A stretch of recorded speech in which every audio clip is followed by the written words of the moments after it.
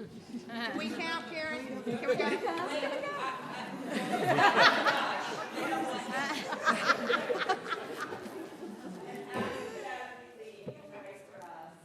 May God be with you there. And we will pray for you.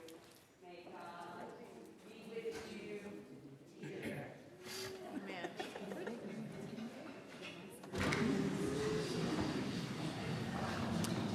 In the name of God, the Father, the Son, and the Holy Spirit. Amen.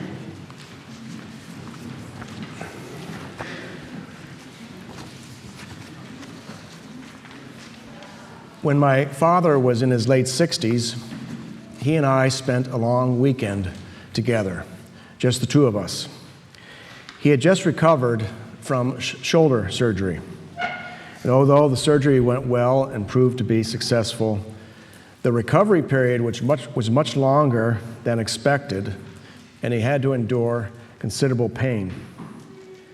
One night on our weekend together, my dad confided in me his anxiety about how he had reacted to the situation, which according to my mother was not very well. He said, if I can't handle shoulder surgery, how am I going to handle something really serious, some serious illness? This, I think, was an honest admission of vulnerability to what aging might bring, and of weakness born of the knowledge that he couldn't handle everything on his own like he was used to. I sense that he desired strength and courage to move into the uncertain future with less anxiety and with some assurance of help outside of himself. As I reflect on that conversation in light of today's gospel lesson, I think my dad, in a roundabout way, was asking for more faith, more confidence that he could bear what might come. Not unlike what you and I might desire when we feel inadequate when confronted with a new and difficult circumstance or challenge. Not unlike the sense of inadequacy I imagine the disciples felt in the face of the very high standards that Jesus was setting for discipleship. After all, they had been with them a good long time, and they heard him say things like, "Love your enemies, do good to those who hate you, bless those who curse you, pray for those who abuse you. Give to everyone who begs from you, lend expecting nothing in return. Do not judge, do not condemn, love your neighbor as yourself." These are tough standards, and they probably felt inadequate. And then there's the admonition that appears in Luke's gospel just before the passage that was read today. If the same person sins against you 7 times a day, Jesus said, and turns back to you 7 times and says, "I repent," Jesus said, "you must forgive." As we know, forgiving another person can be very difficult, and sometimes it takes a very long time to do that. To forgive the same person 7 times in the same day seems unreasonable, if not impossible. No wonder the disciples felt inadequate and discouraged in response to Jesus' teaching. So they say to Jesus, "Increase our faith."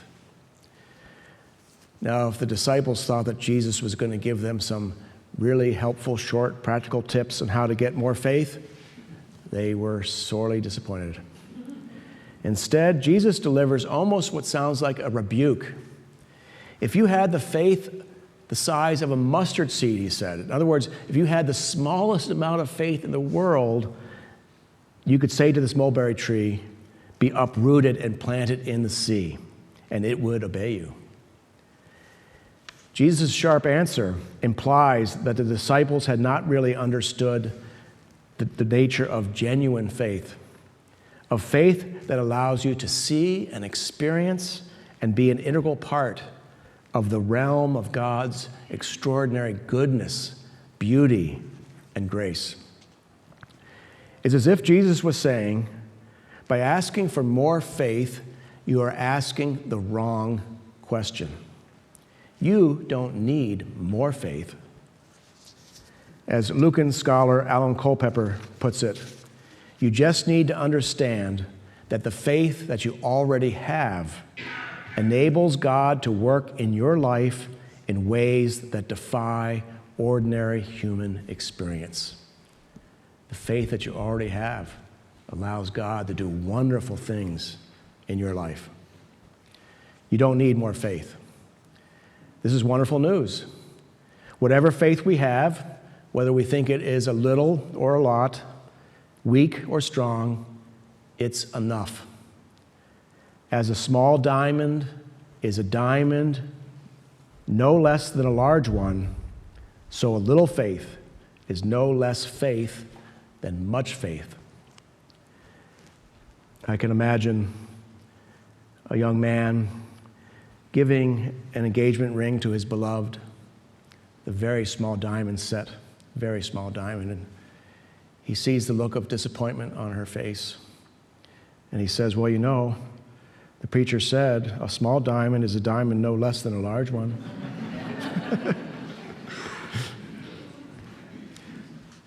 So even a little faith allows God to work in our lives in powerful ways. Here I'm thinking of a one-time parishioner of mine and friend back in Michigan. He was a very busy and sought-after orthopedic surgeon. In fact, he was the busiest orthopedic surgeon in mid-Michigan. The unfortunate thing, though, is he hated his job. Those were his words, and I can't tell you how stunned I was when he told me that. I hate my job. How could someone who's so good at something hate his job? Well, then he heard a sermon in which Barbara Brown Taylor was quoted on the nature of Christian call. Barbara Brown Taylor, one of the bright lights in the Episcopal Church, writer, preacher, hails from Georgia. She said this: ministry might involve being just who you already are and doing just what you already do, with one difference: understanding yourself to be God's person in and for the world. Ministry might involve just being who you already are, doing what you're already doing, with one important difference: seeing yourself as God's person in and for the world. And that last phrase connected with my friend Tony. And for the first time, he saw himself as not just, a gifted surgeon, but as someone who is gifted by God to be a source of healing to people. And that insight completely changed his perspective, his attitude. He was happier. He was almost excited to go to work. It changed his relationships with his family because he was a happier person. And it made a huge difference. And later on, he attributed this to the Holy Spirit. He didn't need more faith. He just needed, or to do something different. He just needed to appropriate the truth that Jesus taught. Faith in whatever measure enables God to work in ways that defy ordinary human experience. The only faith God needs is the little faith or the great faith that you have.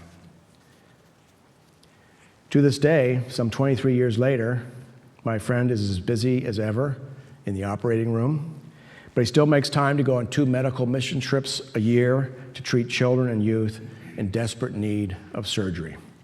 And I think what energizes him is the knowledge that God has blessed him and that he is intended to be an instrument of God's blessing to others. So it's not great faith we need. It's faith in a good and gracious God who is active in our lives to bless us with meaning and purpose. Tom Wright, the New Testament scholar and former Bishop of Durham, offers this helpful image. Faith is like a window through which you can see something. What matters is not whether the window is 6 inches or 6 feet high. What matters is the God that your faith is looking out on. If it's the Creator God, the God active in Jesus and the Spirit, then the tiniest little peephole of a window will give you access to power like you never dreamed of. I think that's so beautiful. So maybe the challenge for us is to shift the focus away from ourselves and our worries about whether we have enough faith, and to put the focus onto God, who stands to reassure us with help and comfort, to surprise us with new possibilities and relationships, and to gift us with power to make a difference in the lives of others. Here, I think it's helpful to remember that faith is neither passive nor strictly personal. For faith is not so much about believing as it is about expectation, of expecting God to bless you with good things that you cannot obtain yourself, like meaning and purpose, forgiveness and new beginnings. And when you think of and pray for this parish, faith, I think, means expecting that God is doing and shall be doing good and wonderful things in and through the people of this place. So faith is not passive. And more than that, faith is about expecting God to use you, to use this parish, to bless others, to inspire you to be more generous, compassionate, and kind, to help you forgive, yes, even the same person 7 times in one day, and to take your place in a congregation like this one that affects positive change in the community around, all for the sake of Christ's love. So in that sense, faith is not strictly personal. So look through the window of your faith, whatever size that window may be, and cast your eyes on God, who loves you beyond measure, and raise your expectations that God will continue to bless you richly and call you afresh to be an instrument of blessing to others. Then when that happens, as surely as it will, respond with thanksgiving and praise, which in turn will confirm your faith and embolden you to expect even more. Amen.